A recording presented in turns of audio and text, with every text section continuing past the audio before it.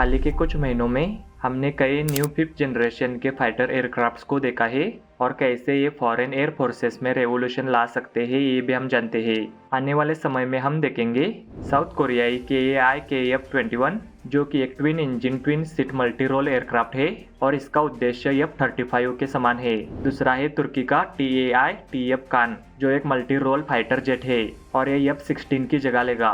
इन दोनों एयरक्राफ्ट्स ने अपनी पहली उड़ान भरी है और आज हम भारत के घरेलू समाधान पर नजर डालेंगे जो कि एक फिफ्थ जनरेशन का एयरक्राफ्ट है और इसे HAL advance medium combat aircraft AMCA के नाम से जाना जाता है।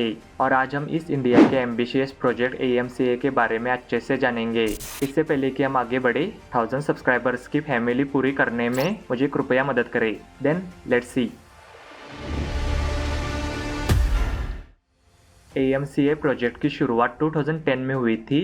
उस समय भारतीय वायुसेना सुकोई के साथ एक जॉइंट वेंचर के तहत एक लड़ाकू विमान बनाने की कोशिश कर रही थी जिसे सुकोई HAL 5वीं पीढ़ी का लड़ाकू विमान कहा जाता था। ये प्रोजेक्ट कभी पूरी तरह से सफल नहीं हुआ, लेकिन कॉन्सेप्शनल फेज के दौरान एक पैरेलल प्रोजेक्ट को शुरू किया गया जिसे AMCA के नाम से अब जाना जाता है। AMCA प्रोग्राम की एक फिजिबिलिटी स्टडी अक्टूबर उसी वर्ष में की गई और 2013 तक एक प्रिलिमिनरी डिजाइन का फेज चल रहा था। इस प्रोजेक्ट का नेतृत्व हिंदुस्तान एरोनॉटिक्स लिमिटेड HAL और एरोनॉटिकल डेवलपमेंट एजेंसी ADA कर रहे थे।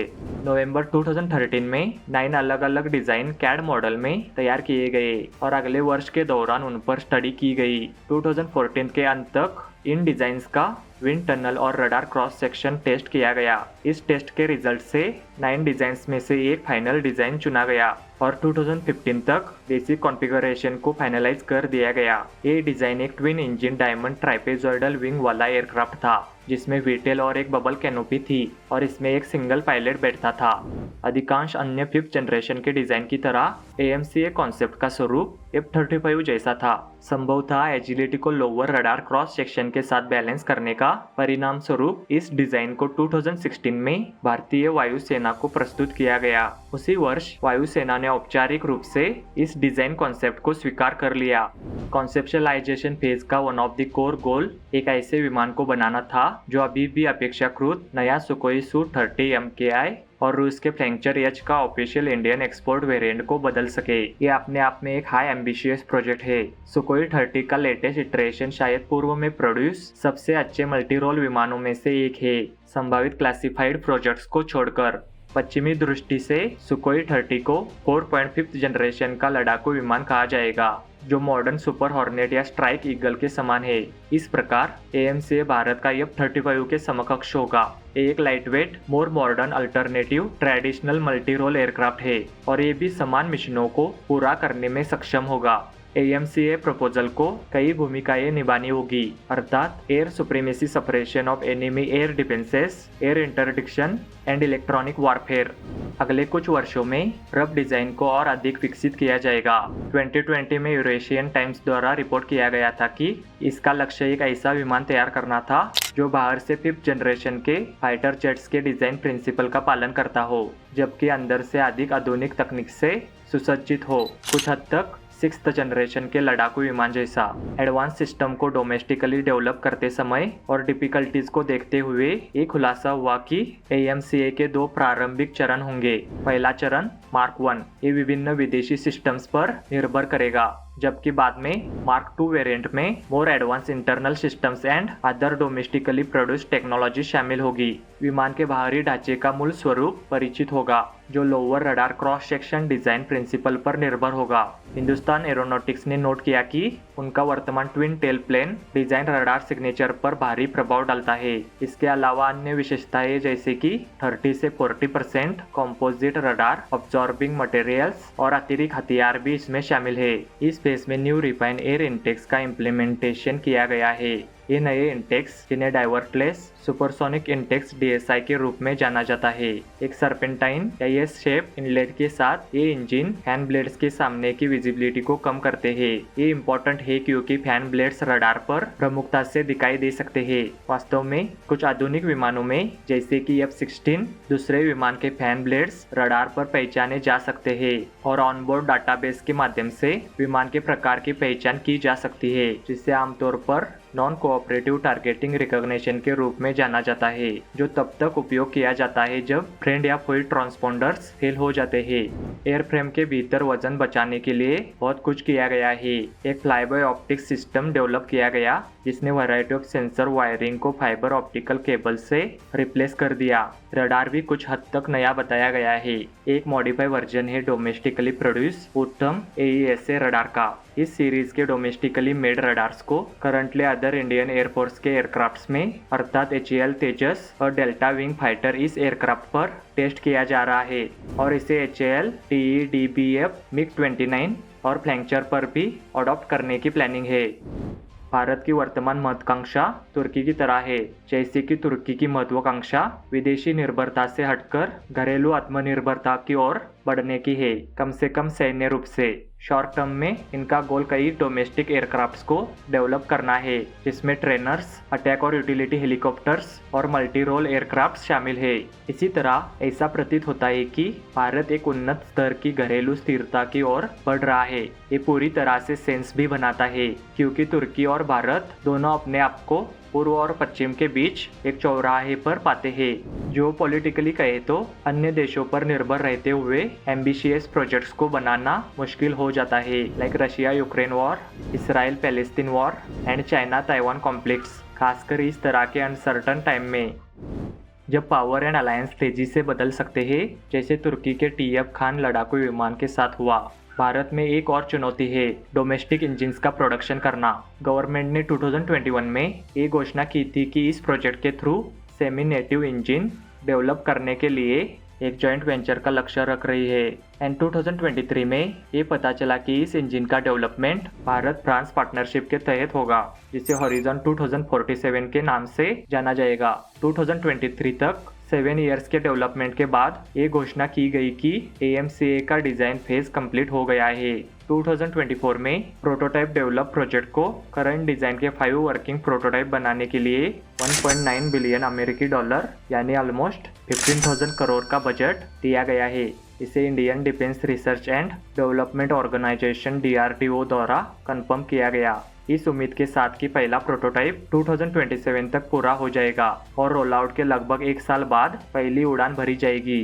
ये पहले की अपेक्षा से थोड़ा बाद में है। 2020 में ये बताया गया था कि इसकी पहली उड़ान 2024 या 2025 में होने की प्लानिंग थी, बट ये अब डिले हो गया है। वर्तमान में एयरक्राफ्ट का mark 1 variant 2 general electric F414 engine द्वारा पावर्ड होगा और ये 90 किलो न्यूटन की पावर प्रोड्यूस करते हैं। भविष्य में मार्क 2 वेरिएंट में इन 2 इंजिन्स को अधिक शक्तिशाली घरेलू या जॉइंट वेंचर डिजाइन द्वारा रिप्लेस कर दिया जाएगा, जिसका लक्ष्य 110 किलो न्यूटन की पावर प्रोड्यूस करना है। जैसे कि इंजिन्स को डोमेस्टिकली क्रैच से प्रोड्यूस करना या कुछ स्मॉल हेल्प से भी करना ये आसान काम नहीं है।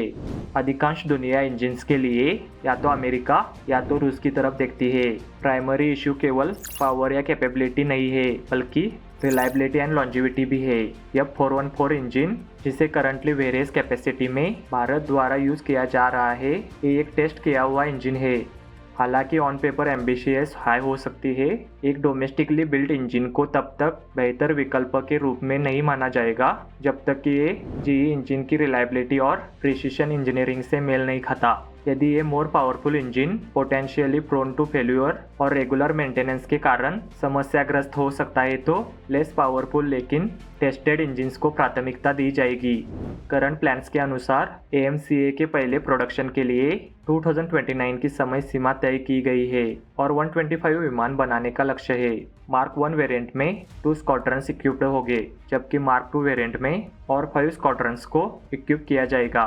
तो ये विमान कितना अच्छा प्रदर्शन करने की उम्मीद है, क्योंकि प्रोजेक्ट का अधिकांश हिस्सा क्लासिफाइड है और एयरक्राफ्ट अभी प्रोटोटाइप फेज में है। हमें जेन्स द्वारा पब्लिश्ड डाटा से अनुमान लगाना होगा। सबसे पहले और सबसे फर्स्ट एलिमेंट है इस एयरक्राफ्ट के जनरल परफॉर्मेंस को आंकना। कई 5th जनरेशन के कॉन्सेप्ट की तरह ये घोषणा की गई है कि AMCA में संभवतः सुपर क्रूज क्षमताएं होगी। एट फुल पावर पर ये मैक 2.14 की टॉप स्पीड अचीव करने में कैपेबल होगा। यदि ये नंबर सही रहे तो ये इसे अधिकांश अन्य 5वीं पीढ़ी के डिजाइन्स की तुलना में काफी तेज बना देगा। F-35, AF-21, Su-75, J-31 और TF खान इन सभी की क्लेम की गई स्पीड लगभग मैक 1.8 है, जिसमें केवल चीन का G20 मैक 2.0 के करीब जा सकता है। एल्टीट्यूड के संदर्भ में क्लेम की गई सर्विस ऊंचाई लगभग 65,000 फीट होगी, जो अधिकांश 5वीं पीढ़ी के डिजाइनों से थोड़ी अधिक है, लेकिन ज़्यादा नहीं। फिर भी ये नंबर सही माने जाने चाहिए, क्योंकि एयरक्राफ्ट का वर्किंग प्रोटोटाइप अभी तक पूरा नहीं हुआ है। शायद सबसे प्रभावशाली दावे एयरक्राफ्ट के रेंज के बारे में है। यहाँ ये लिस्टेड है कि ये 5000 किलोमीटर से अधिक की फेरी रेंज को प्राप्त करने में सक्षम होगा, जबकि इसकी कॉम्बैट रेंज लगभग 1600 किलोमीटर की होगी। इसकी इफेक्टिव कॉम्बैट रेंज इसे टैंकर के बराबर बनाती है, जबकि ये F-35 और KF-21 की कॉम्बैट रेंज से आउट परफॉर्म करता है।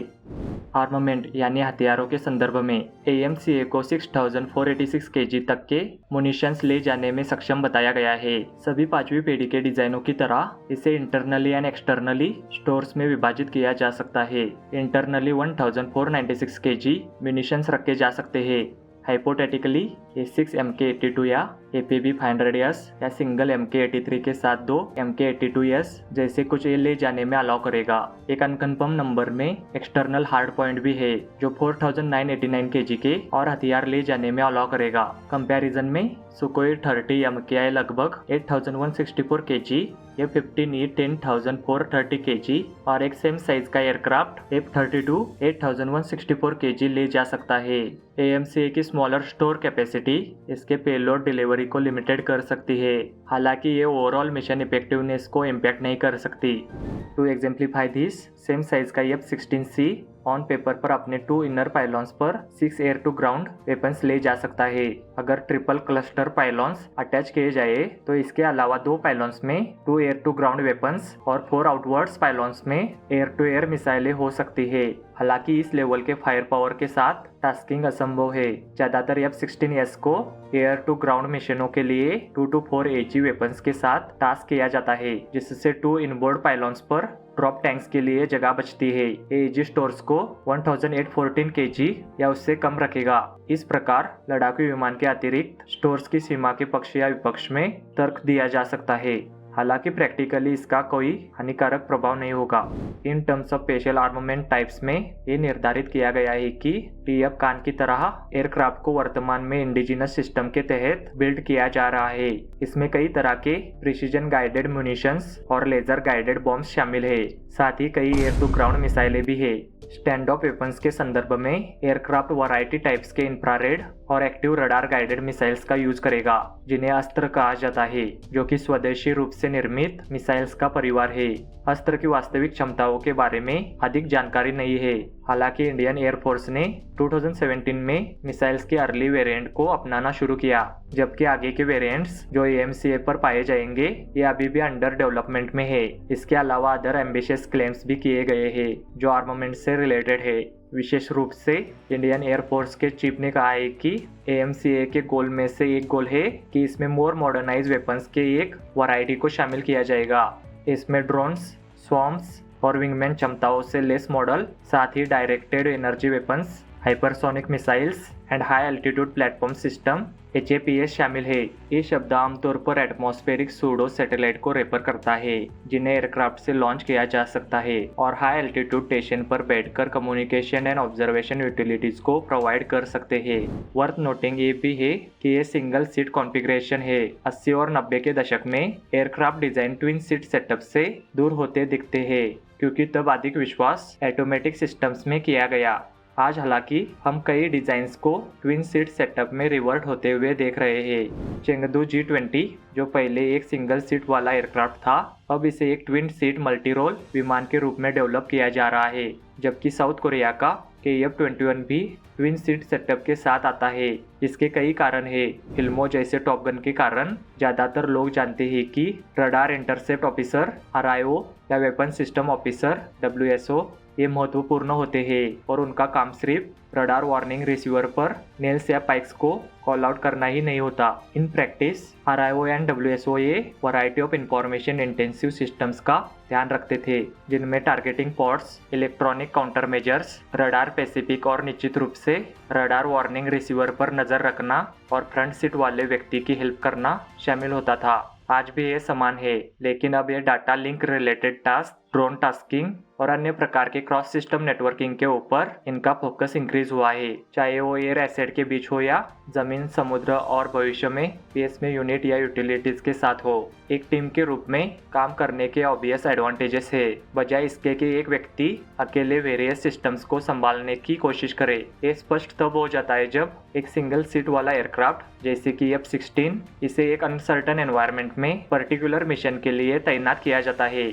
उदाहरण के लिए विवादित हवाई क्षेत्र में एक सटीक हमले के लिए 2 मल्टीफंक्शनल डिस्प्ले के साथ पायलट को एक पर टारगेटिंग पॉड या एजी रडार और दूसरे पर संभवतः HSD विद डाटा लिंक पर नजर रखनी होती है। पायलट को ऐसा करने के लिए अच्छी तरह से ट्रेन किया जाता है, लेकिन क्या ये काम 2 पायलटों के बीच बांटकर अधिक बेहतर और सुरक्षित तरीके से नहीं किया जा सकता? इन्हीं सभी पॉइंट्स को ध्यान में रखते हुए ये समझना आसान है कि ये प्रोजेक्ट कितना एम्बिशियस है। इस प्रोजेक्ट की कंपैरिजन स्टडी करने पर पता चलता है कि ये तुर्की के TF कान से अधिक समानता रखता है बजाय KF-21 के। इन दोनों प्रोजेक्ट्स ने निश्चित रूप से बहुत अधिक दाव पर लगाया है। TF कान का लक्ष्य F-16 की जगह लेना है और AMCA का लक्ष्य फ्लैंकर H की जगह लेना है, और ये दोनों ही प्रोजेक्ट स्क्रैच से डिजाइन किए गए हैं। F-16 एंड फ्लैंकर 1970 के दशक के बेहतरीन डिजाइनों का प्रतिनिधित्व करते हैं, जिनके पास दशकों के शोध और सुधारों के सैकड़ों हजारों घंटे की उड़ान का अनुभव है, जो द्वितीय विश्व युद्ध के बाद के सर्वश्रेष्ठ अमेरिकी और रूसी इनके दिमागों द्वारा बनाए गए एयरक्राफ्ट्स है। ये सराहनीय है कि साउथ कोरिया, तुर्की और भारत जैसे देश इन लेजेंडरी डिजाइन को मात देने के लिए घरेलू स्तर पर कुछ बनाने का प्रयास कर रहे हैं। इस टाइप के एम्बिशियस प्रोजेक्ट को गलत माना जा सकता है, लेकिन साउथ कोरिया और तुर्की दोनों देशों के पास पहले से ही वर्किंग कॉन्सेप्ट वाले एयरक्राफ्ट्स है। नेक्स्ट डेकेड में जब ये डोमेस्टिक प्रोजेक्ट्स मैच्योर होंगे तो तब इसे देखना वेरी इंटरेस्टिंग होगा। आपको क्या लगता है भारत के इस एम्बिशियस प्रोजेक्ट के बारे में, ये मुझे कमेंट में ज़रूर बताना। और आपको ये वीडियो पसंद आया तो इस वीडियो को लाइक एंड शेयर करना। इसके साथ भारत माउंटेन एरियाज में चाइना के टाइप 15 टैंक को काउंटर करने के लिए अपने light weight battle tank Zorawar को लॉन्च किया है, जो चाइना को धूल चटाने में सक्षम होगा। इस जोरावर के बारे में जानना चाहते हैं तो ये लेफ्ट वाला वीडियो देखें, सब कुछ जान जाओगे। See you in the next one. धन्यवाद।